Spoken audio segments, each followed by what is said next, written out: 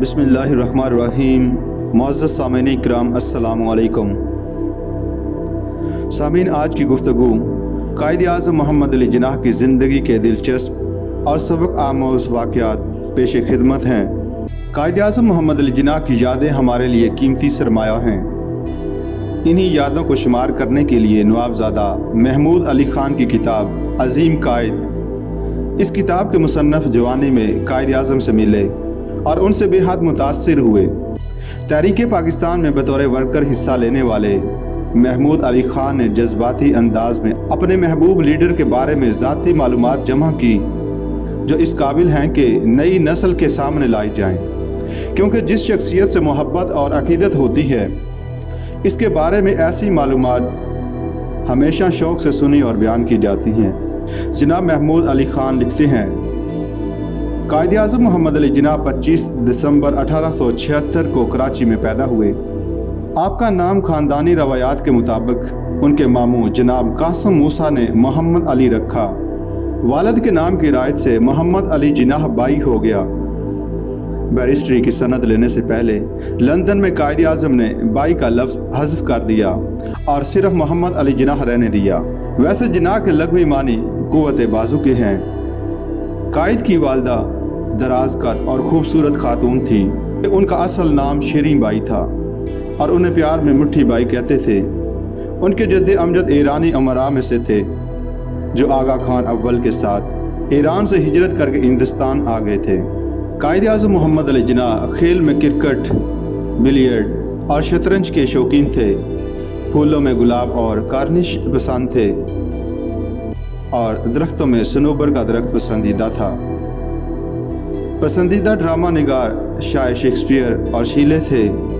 لباس میں قائد بہت جامع زیب شخصیت کے مالک تھے۔ ہر لباس ان پر جچتا تھا۔ زیادہ تر انگریزی لباس استعمال کرتے۔ 1937 میں آل انڈیا مسلم لیگ کے سالانہ اجلاس لکھنؤ میں پہلی مرتبہ چوڑی دار پاجامہ، شیروانی اور کراکلی ٹوپی پہنی۔ قیام پاکستان کے وقت سے عام طور پر مغربی لباس کم کر دیا اور قومی لباس شیروانی، شلوار اور جناح کیپ استعمال کی۔ قائد کے پسندیدہ ترین مشاغل میں سے اخبارات کا مطالعہ سر فہرست ہے۔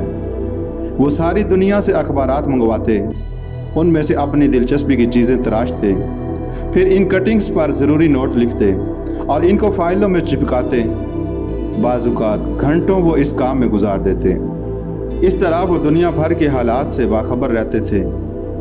منشی عبد الرحمن کی کتاب کردار قائد اعظم کا ایک ورق بھی ملاحظہ فرمائیے۔ قائد اعظم محمد علی جناح نے 6 ماہ ریزیڈنسی مجسٹریٹ کے فرائض انجام دیے۔ 1 سال مختلف بیرونی سفروں میں گزارا۔ 2 سال میں بیرسٹری کا امتحان پاس کیا۔ 3 سال کم و بیش بے روزگاری کا شکار رہے کہ پریکٹس کا ابتدائی دور تھا۔ 11 سال ازدواجی زندگی نصیب ہوئی۔ 12 سال انگلستان میں قیام رہا۔ 16 سال کانگریس سے وابستہ رہے۔ 31 سال مسلم لیگ کی قیادت کی۔ 1 سال 27 دن گورنر جنرل پاکستان رہے۔ 71 سال 8 ماہ اور 16 دن زندہ رہ کر اس دنیا فانی سے رخصت ہوئے۔ قائد اعظم محمد علی جناح کی ذاتی زندگی کے دلچسپ واقعات۔ سامعین، یہ ہماری کوشش اس لیے کہ ہم میں سے جو نہیں جانتے ان تک بھی یہ معلومات پہنچ سکیں کہ جناب محمد علی جناح کس طرح قائد اعظم بنے اور ان کے کردار کی وہ کون سی خوبیاں تھیں جن کے باعث انہوں نے پاکستان کا قیام ممکن کر دکھایا، جو انگریز اور ہندو دونوں کی مخالفت کے باعث ناممکن سمجھا جاتا تھا۔ جناب ممتاز حسن مرحوم اسٹیٹ بینک آف پاکستان کے سربراہ تھے۔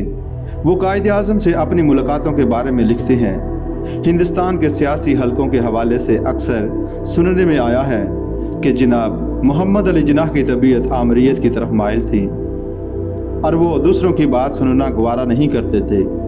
یہ سراسر ہندوؤں کا پراپیگنڈا ہے۔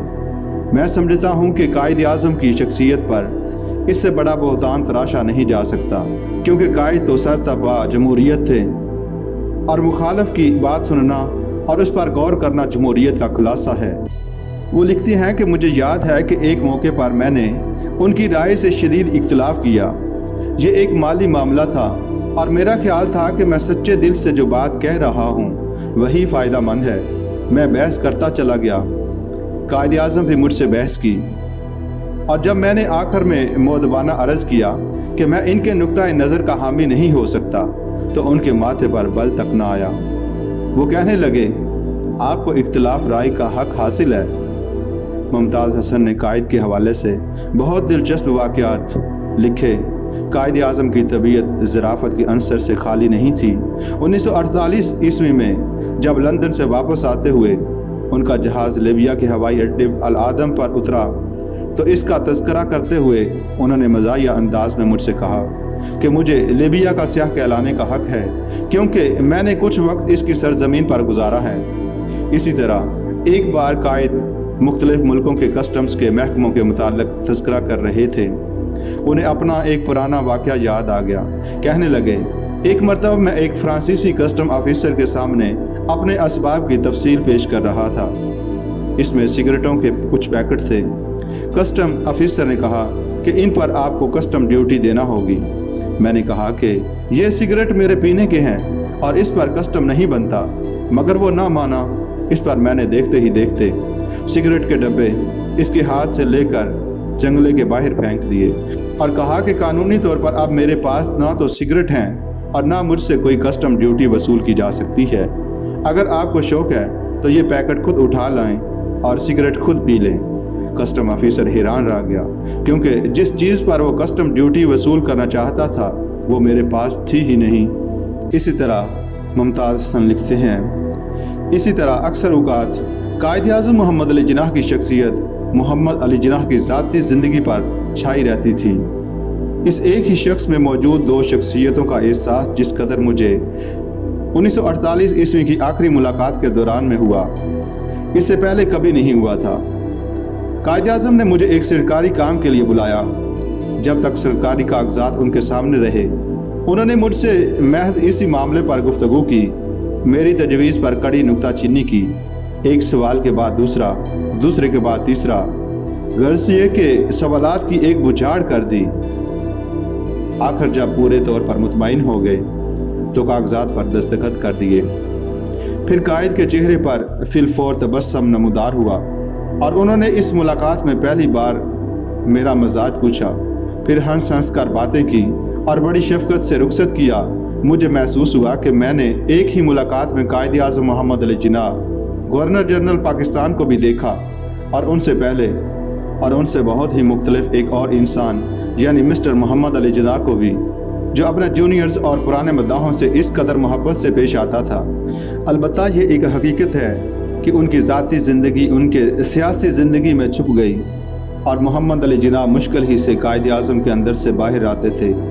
شدید مصروفیت، صحت کی خرابی، کام کا دباؤ اور ایک بہت بڑی ذمہ داری کہ انہیں جلد ہی جلد اپنا مشن یعنی مسلمانوں کے لیے الگ وطن حاصل کرنا ہے، انہیں سیر و تفریح، ہنسی مذاق یا زندگی کے لطیف پہلوؤں میں دلچسپی نہیں لینے دیتی تھی۔ دوسرے لفظوں میں ہم یہ کہہ سکتے ہیں کہ قائد اعظم نے ایک بڑے مقصد کے لیے اپنی ہر خوشی قربان کر دی تھی۔